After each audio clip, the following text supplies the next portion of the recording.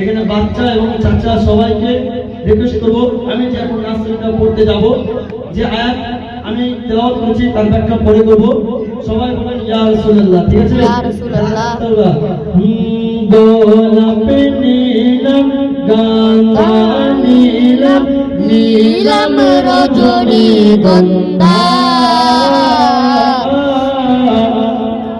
গোলাপ নীলম গাঁদা নীলম নীলম রজনীগন্ধা, আর মনের সুখে মালা গেঁথেছি, মনের সুখে মালা গেঁথেছি, সকাল থেকে সন্ধ্যা।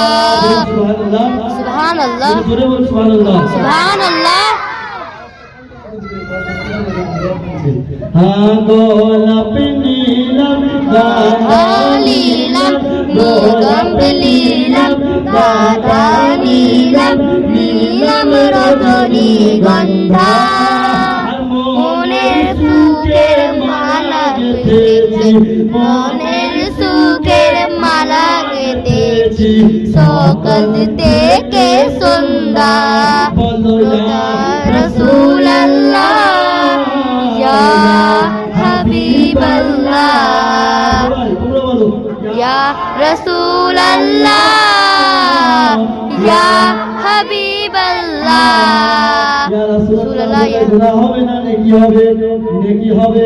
ইয়া হাবিবাল্লাহ বলে নেকি হবে না, গুনাহ হবে, নেকি হবে। ওই নবী মুস্তাফাকে স্মরণ করে সকলে বলুন ইয়া রাসূলুল্লাহ, ইয়া হাবিবাল্লাহ। মাশাআল্লাহ।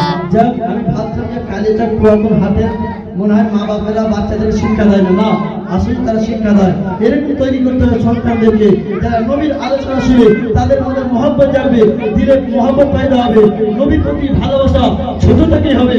এরকম ভালোবাসা আপনাদের সন্তানকে তৈরি করুন। তো বাপ শুধু বাচ্চারা নয়, আপনারা বলুন সবাই ইয়া রাসূলুল্লাহ, ইয়া হাবিবাল্লাহ, ইয়া রাসূলুল্লাহ।